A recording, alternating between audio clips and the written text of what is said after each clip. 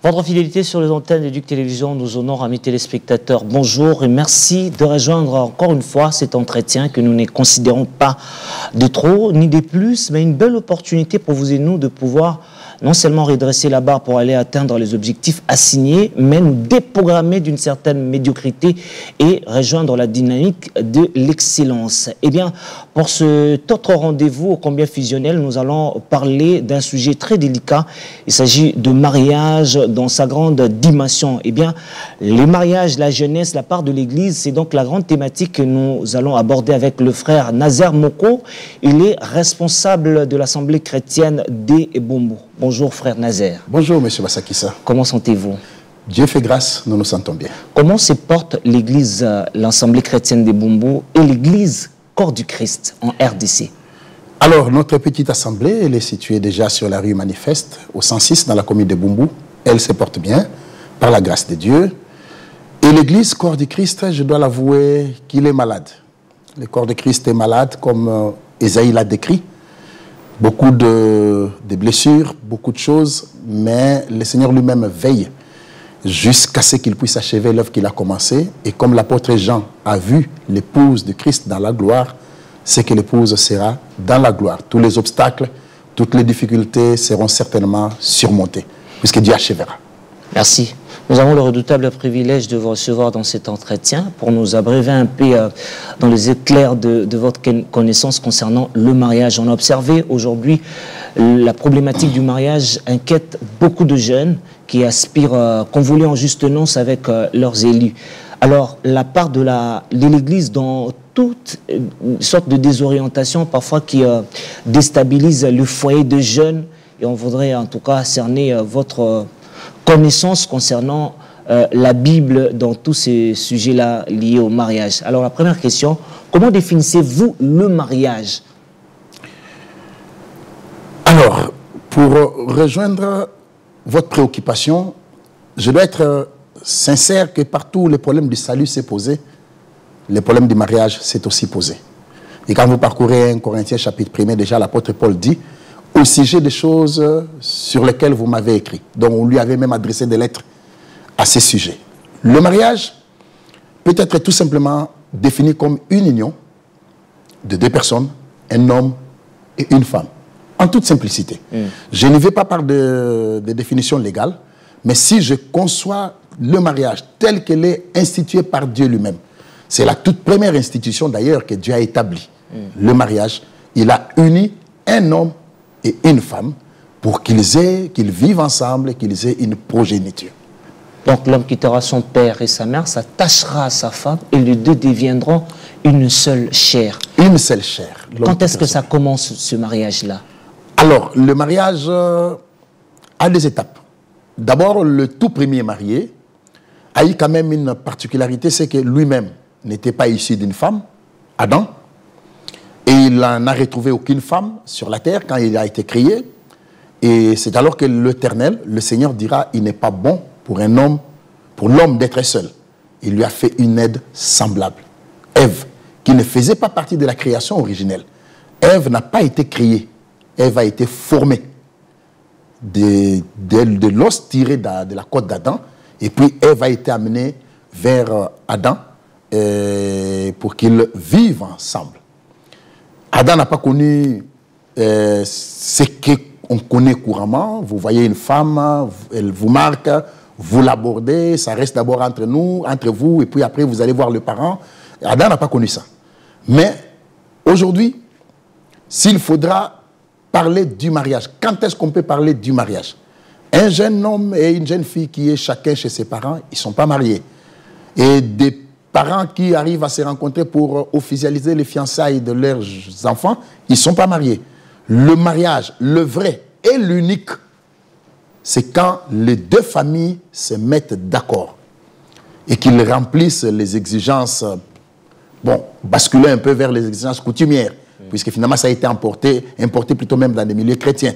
Mais quand chaque famille se dégage de ses engagements, c'est alors qu'on peut parler réellement du mariage.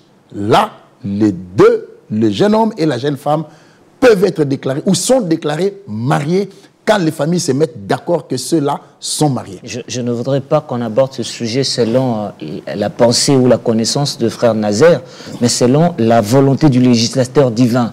Est-ce que tout ce que vous dites là a un soubassement biblique, l'organisation du mariage? Oui, je peux prendre une écriture dans Nombre 30, je pense, hein, si ma mémoire qui commence à vieillir un peu, ne me trahit pas. Nombre 30.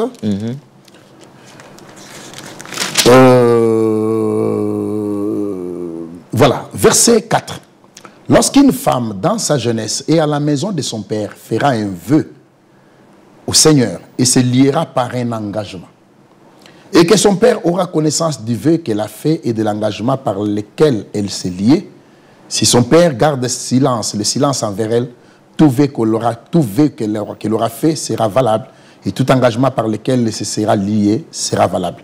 Mais si son père la désapprouve, le jour où il en a connaissance, tous ses vœux et tous les engagements par lesquels il sera lié n'auront aucune valeur, car le Seigneur lui pardonnera parce qu'elle a été désapprouvée par son père.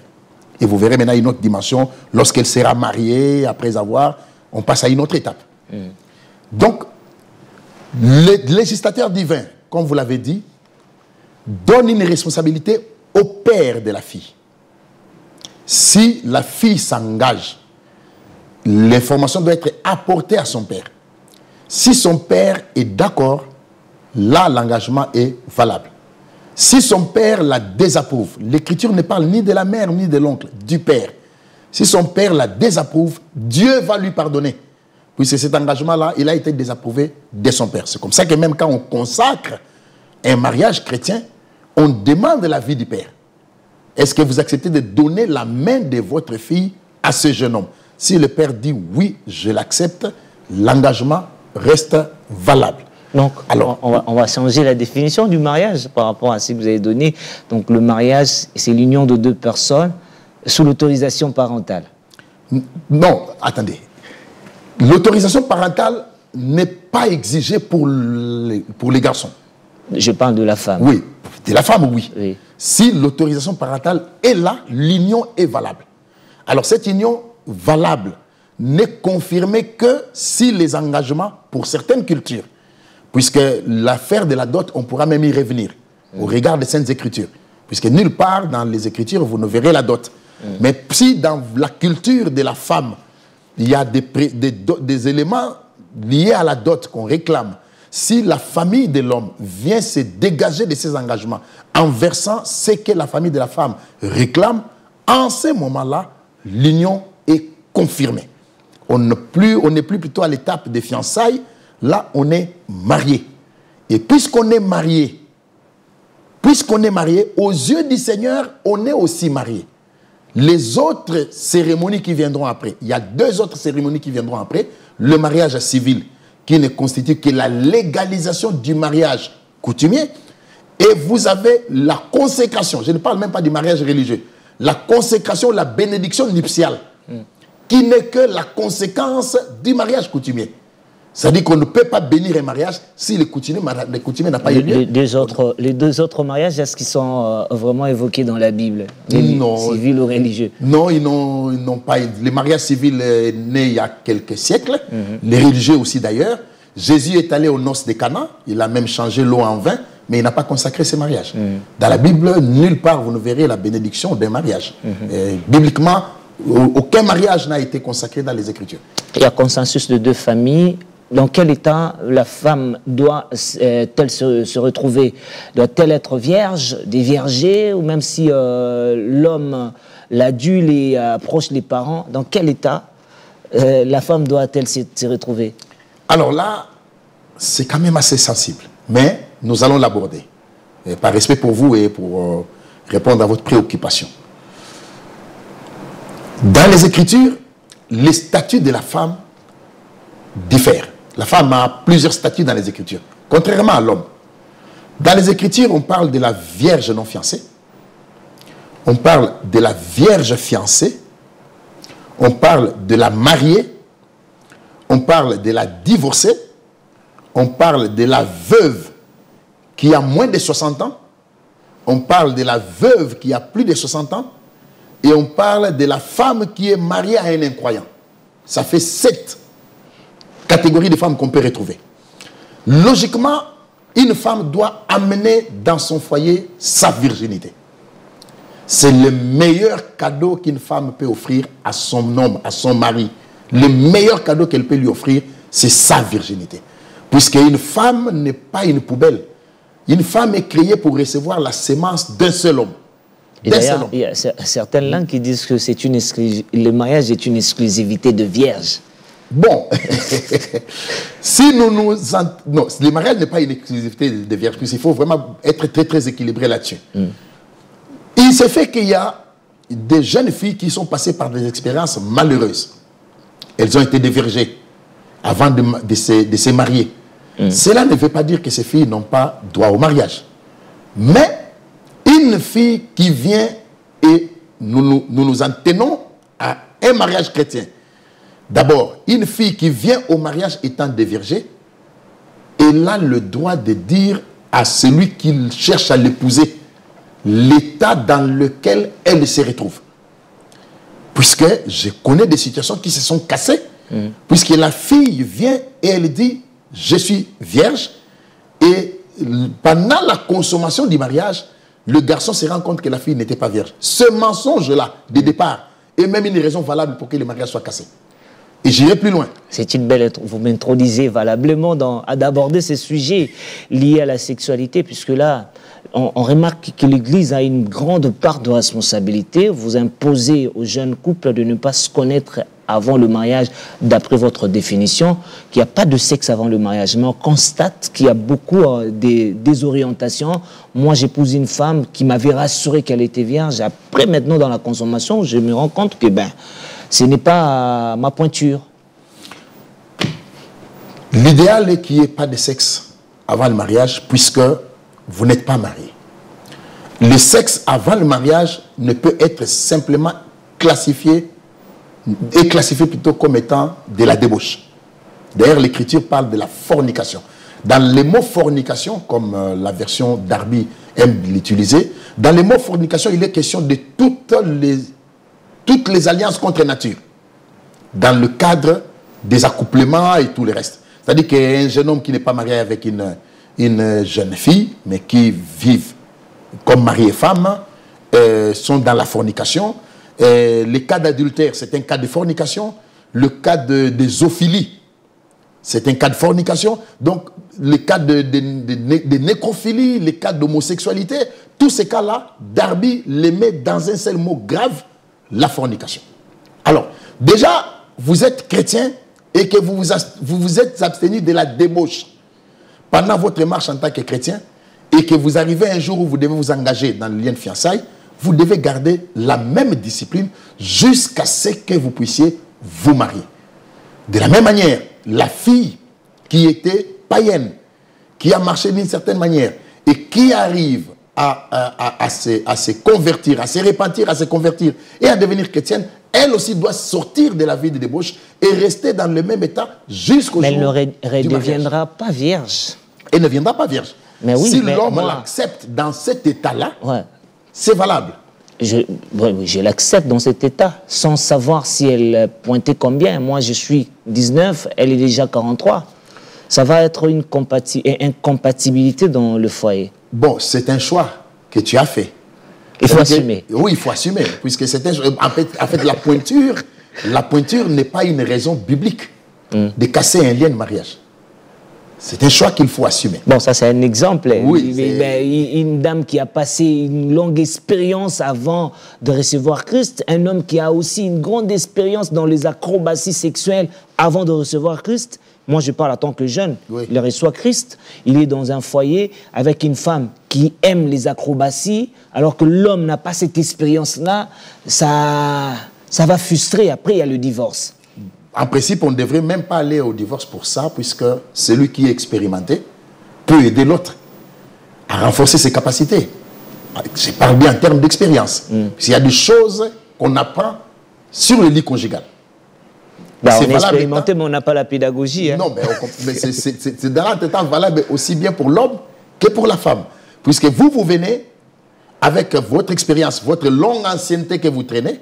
Celui qui est devant vous n'a pas la même ancienneté que vous. Vous devez non seulement vous-même vous préparer à ce que vous puissiez peut-être ne pas rencontrer de choses que vous auriez souhaitées, mais aussi vous mettre dans des dispositions pour aider l'autre à pouvoir se retrouver dans des conditions qui puissent vous satisfaire. C'est aussi ça, l'entraide qui arrive au niveau du mariage. Et vos choses sont gérées de manière intime entre vous, puisque certaines choses restent au foyer, certaines choses restent dans les limites de la chambre. Ben, il y a certains prédicateurs qui s'accrochent à certains passages bibliques, disons qu'il faut d'abord connaître sa femme avant de venir déposer la dot. Donc la dot vient honorer le mariage. Pour certains prédicateurs, le mariage, c'est d'abord cet acte-là qui fait que l'homme et la femme deviennent une seule chair.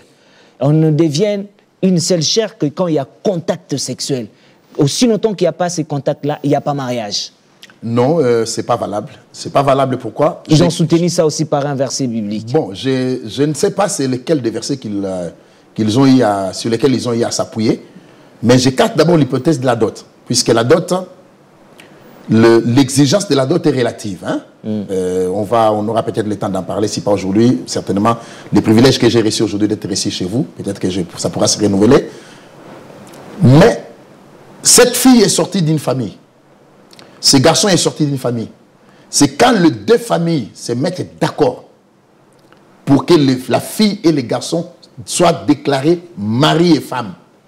C'est en ce moment-là que c'est valable. L'union ne commence pas par l'accouplement. L'union commence par la décision des familles, d'abord, qui a commencé par la rencontre des deux concernés et qui vient pour être, entre guillemets, officialisée au niveau des familles. Et s'il y a des exigences qui doivent être remplies, ces exigences sont remplies. C'est en ce moment-là que ces gens-là peuvent être déclarés mariés, pas avant. Le fait de vous accoupler avant, alors qu'on ne vous connaît pas, c'est de la débauche. C'est tout simplement de la débauche. Il n'y a pas une écriture qui vous dit vous pouvez consommer avant. Non. Vous devez d'abord terminer avec ce qu'il faut devant cette famille. Et vous savez, imaginez-vous qu'elle était vierge. D'ailleurs, à l'époque, quand vous allez déverger comme ça, là, on vous oblige de payer la dot de la vierge et de récupérer cette femme-là. Pourquoi? Ça devient presque une punition puisque vous avez brûlé les étapes. Le mariage à distance. Est-ce que la femme est liée aussi à son mari à distance? L'homme a déversé déjà sa dot par l'entremise de ses parents qui vivent ici au pays. Ils ont rencontré la belle famille. Il y a eu l'autorisation parentale de la belle famille. L'homme est resté en Europe, la femme est ici. On peut parler aussi d'un mariage. Ils sont mariés. Aussi longtemps que l'homme n'a jamais connu cette femme. Ils sont mariés. Ils sont mariés. Valablement mariés. Ah. Oui, oui, oui. Le fait que les deux étaient d'abord d'accord. L'acte-là ne compte pas. Non, non, non. Les deux étaient d'accord. Ils ont amené leurs parents à se mettre ensemble. Les parents ont harmonisé et que les choses se sont terminées. Même aux yeux du Seigneur, ils sont mariés. Alors, cette femme, quiconque touchera cette femme, il touche à une femme mariée. Celui qui touchera à cette femme, il touche à une femme mariée. Puisque le fait qu'ils connaissent eux-mêmes leur position géographique. Je suis à Kinshasa, il est à Paris, ou je suis à Kinshasa, il est à Paris, mais on se marie quand même, on se connaît. On connaît qu'il faudra qu'on attende le temps où on se mettra ensemble pour commencer à consommer. Là, ça sera la consommation du mariage.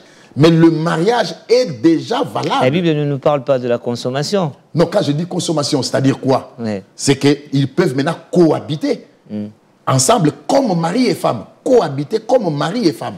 Pas comme copains, mais comme mari et femme. Et là, c'est quand physiquement ils se mettent ensemble. Mais le fait que les deux familles se soient mises d'accord pour que la chose soit scellée, le mariage est valable. Et j'insiste, M. Bassakissa, même aux yeux du Seigneur, c'est valable. C'est un sujet très vaste. Nous avons plusieurs volets dans le mariage.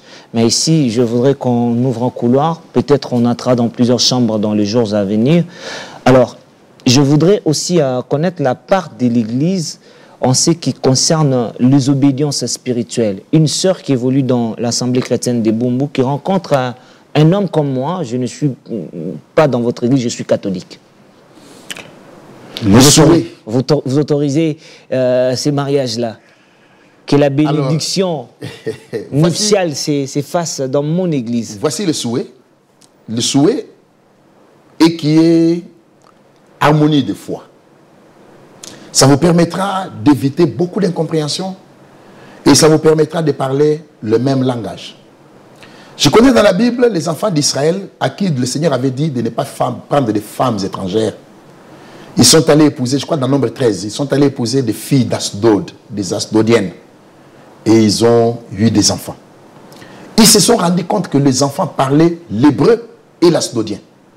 Ça veut dire que les enfants avaient hérité une partie de la culture de la maman et une autre partie de la culture du papa.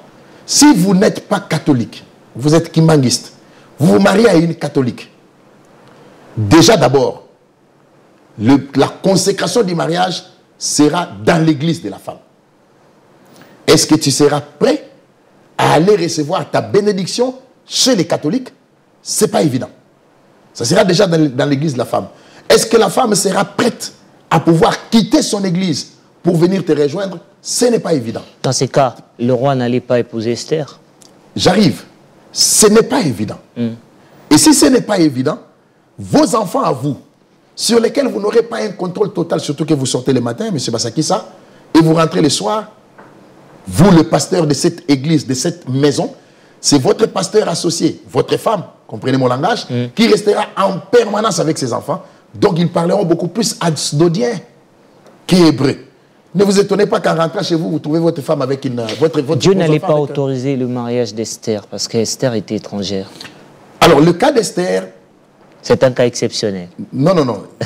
Le cas d'Esther est assez particulier. Il est assez particulier, pourquoi? Puisque... nous sommes dans le mariage. Vous dites hein? Nous sommes dans le mariage. Nous sommes dans le mariage, oui. Il y a des situations que Dieu a eu à permettre dans les Écritures. Je vous donne le cas de Moïse. D'ailleurs, le cas le plus compliqué, ce n'est pas Esther, c'est Moïse, prophète. Prophète. Moïse a épousé où? Vous savez là où il a épousé. Il y a des situations que Dieu a eu à permettre. Je peux aller plus loin. Dieu a demandé même à un prophète osé d'aller prendre une prostituée, de faire des enfants avec une prostituée. Osé a fait des enfants avec une prostituée. 3 enfants, je crois. L'Orukama, l'Oami et le troisième, je crois, Gisèle, tout ça. Donc, il y a des situations que certaines personnes ont eu, par lesquelles certaines personnes ont eu à passer dans les Écritures, des situations que Dieu a eu à permettre puisque ça avait un rôle dans l'histoire du salut. Mais pour tout le monde, le Seigneur exige, il nous demande à nous tous, au départ, vous savez, la décision de se marier est capitale. Ça peut même affecter l'éternité de quelqu'un.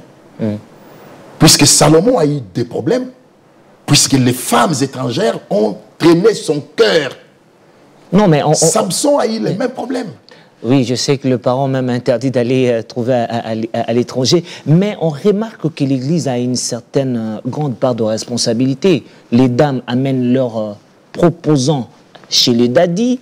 C'est les daddies qui va sceller les sorts de voir est-ce que cet homme-là est sérieux, alors qu'il n'est pas les parents. C'est lui qui voit et dit, bon, je ne le trouve pas sérieux, amène-moi d'abord ton fiancé, je vais discuter un peu avec lui. Vous influencez les choix, pourquoi? Déjà, l'Église ne marie pas. Ça va peut-être vous étonner, ça va étonner plutôt nos téléspectateurs qui nous suivent. L'Église ne marie pas. Il y a des églises qui influencent les choix. Oui, je le reconnais. Mais à la base, l'Église ne marie pas. L'Église, le pasteur, comme vous avez parlé des daddies, le pasteur ne choisit pas une femme pour quelqu'un. Il n'y a aucun verset de la Bible qui donne mandat à un pasteur de choisir une femme ou un homme pour quelqu'un de l'Église. Aucun verset, il n'y en a pas. C'est vrai, mais dans la pratique, vous influencez les choix. Je reste dans les Écritures. Je reste dans les Écritures. Alors, nous disons aux jeunes, disons, il n'y a pas que des jeunes pour le mariage. Il y a même des vieux qui se marient. Oui. Nous disons à ceux qui veulent se marier, voici l'avantage si vous vous mariez avec quelqu'un qui est dans la même foi que vous. Et voici les inconvénients. Comme Dieu l'a fait dans les Écritures. Je mets devant toi la vie et la mort, la bénédiction et la malédiction. Et il donne un conseil en disant, choisis la vie. Nous aussi, nous donnons un conseil en disant, il est mieux pour vous, pour ne pas connaître des perturbations, de se marier avec une sœur, pas nécessairement de l'église, mais qui est dans la foi, dans la même foi, vous parlerez le même langage. Vous viendrez au culte ensemble. Vous n'aurez pas de divergence de vie grave au sujet de la doctrine, au sujet même de l'éducation administrée à vos enfants. Ça va plus loin, cette affaire de mariage mixte. C'est comme ça que le Seigneur a évité, a exigé qu'il n'y ait pas de mélange. Il disait aux enfants d'Israël, ne vous mélangez pas aux nations étrangères. Ne vous mélangez pas. Alors, si quelqu'un importe, ça a créé beaucoup de perturbations dans l'Église. Je cours vers les sciences économiques pour revenir à votre question. Dans une économie d'un pays, la balance commerciale est forte si ce pays exporte plus qu'il n'importe. Mais si le pays importe plus qu'il n'exporte, la balance commerciale est faible. De la même manière, si nous prenons des habitudes étrangères et même des païens, nous les importons plus, là, ça pose quand même un problème. Ça pose un problème puisque même quand je viendrai avec l'écriture chez vous pour vous donner un conseil par rapport à un problème que vous pouvez rencontrer dans votre foyer, ce n'est pas évident que votre conjoint ou votre conjointe comprendra les mêmes choses de la même manière que vous, puisque vous n'avez pas la même foi. Dans ces cas où on se retrouve dans un foyer incompatible sur les obédiences spirituelles, il y a des incompréhensions qui naissent chaque jour. Qu'est-ce que le conseil vous donnez à ces couples-là? D'assumer, à l'homme d'assumer son choix ou de divorcer? Non, d'assumer son choix. Mais ça ne marche pas. Puisqu'il y a... Vous savez, le divorce a des raisons. C'est une option. C'est une option. Pour sa tranquillité, pour sa paix. Le divorce a des raisons. Oui. Et valable d'ailleurs, bien circonscrite dans les Écritures. Vous avez fait un choix au départ. Paul doit s'embarquer dans un navire. Il dit à tout le monde, voici, il y aura des dégâts. Ou alors que rien ne paraissait que la tempête viendrait. Ceux qui conduisaient ces navires étaient expérimentés. Ils ont regardé à l'horizon, la météo était calme, la marée était basse. Et l'Écriture dit, ces croyants maîtres de leur dessein, ils ont levé l'ancre et ils sont partis. Et quand les dommages sont arrivés, Paul leur a dit, ô homme, il fallait m'écouter. On n'aurait pas perdu tout ça. Au départ, ça paraît bien, c'est du miel. Une femme païenne, une femme catholique, une femme qui est dans une foi différente que la vôtre, elle est belle. Vous aimez des femmes avec des fossettes, elle a des fossettes. Vous aimez des femmes qui ont un niveau intellectuel, elle est d'un niveau intellectuel. Vous aimez les femmes d'un certain teint, d'une certaine peau. Et là, cette peau-là, il y a un certain nombre de critères qui vous reviennent ou qui sont les vôtres, qu'elle réunit. Mais, et encore mais, quand vous en arrivez à un problème majeur et que vous allez vous rendre compte que je n'aurais pas dû mettre à l'avant les différents critères que j'avais privilégiés alors que je devais plutôt veiller à un autre critère beaucoup plus important, que nous soyons de la même foi. C'est là que vous allez vous rendre compte que la décision prise il y a 7 ans, il y a 8 ans, il y a 12 ans, il y a 30 ans, elle n'était pas la bonne. Faut-il encore maintenant avoir des raisons bibliques pour divorcer? Là, nous pourrons dire, oh homme, dès le départ, là, il fallait nous écouter. Mais puisque vous êtes déjà là, vous devez y rester.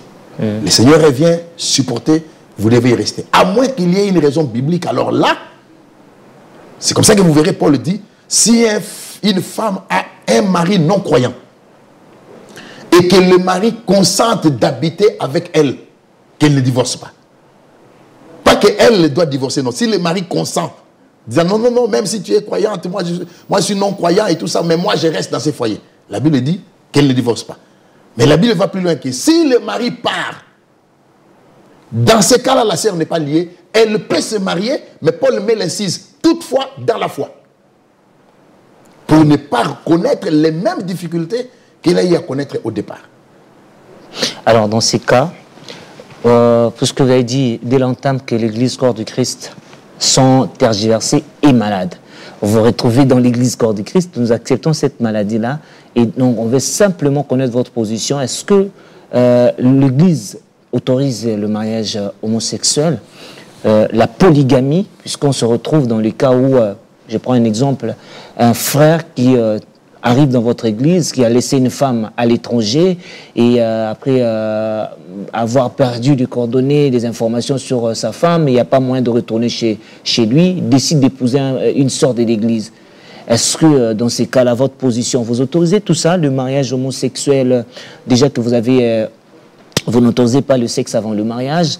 Dans les cas où le frère a déjà connu la sœur et qu'ils viennent confesser, vous allez autoriser aussi ces mariages-là, la position de l'Église dans toutes les facettes de mariage, polygame, homosexuel, tout ça.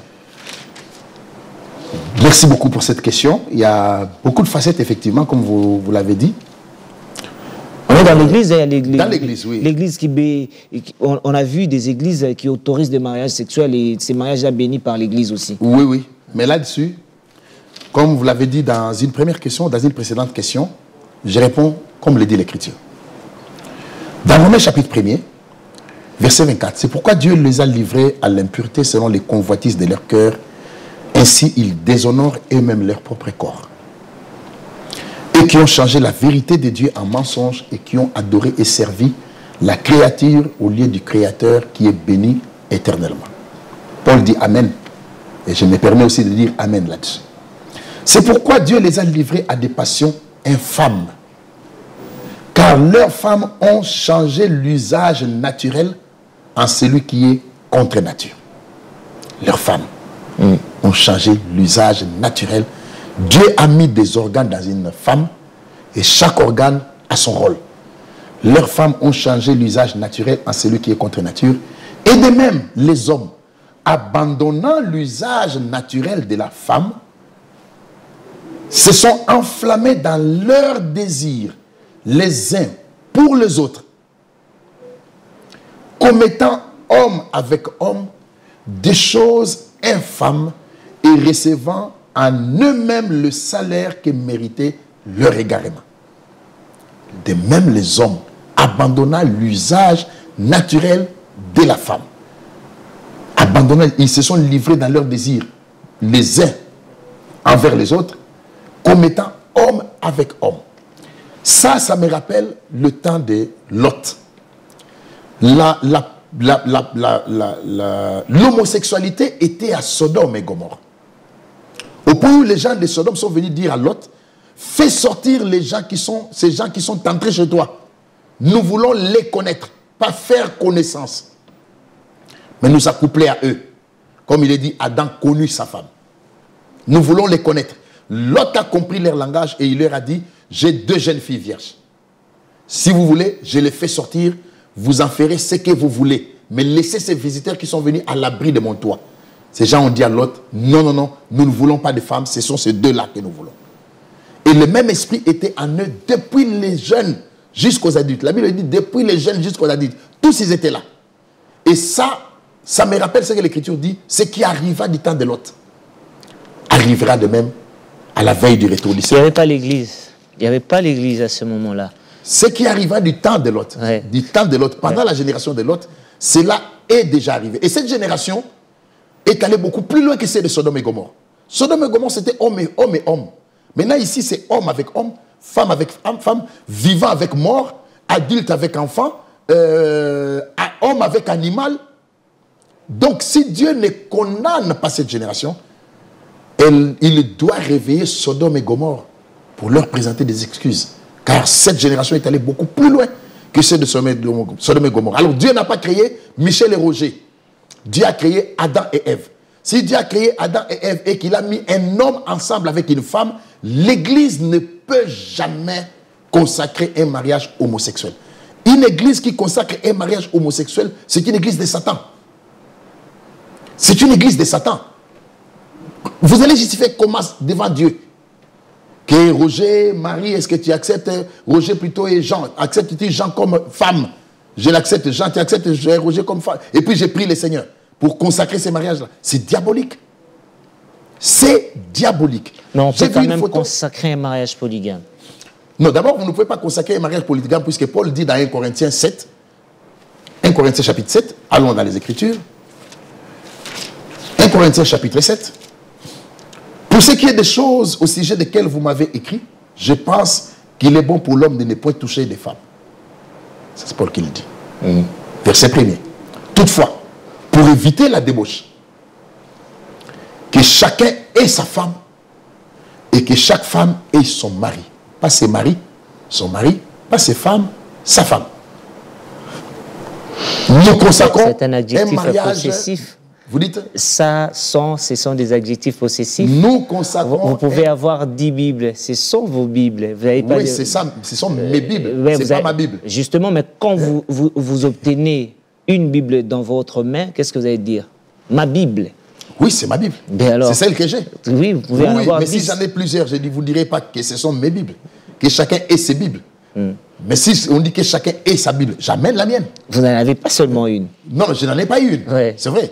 Mais là, c'est un objet matériel que j'ai et que je peux posséder et je peux en posséder plusieurs.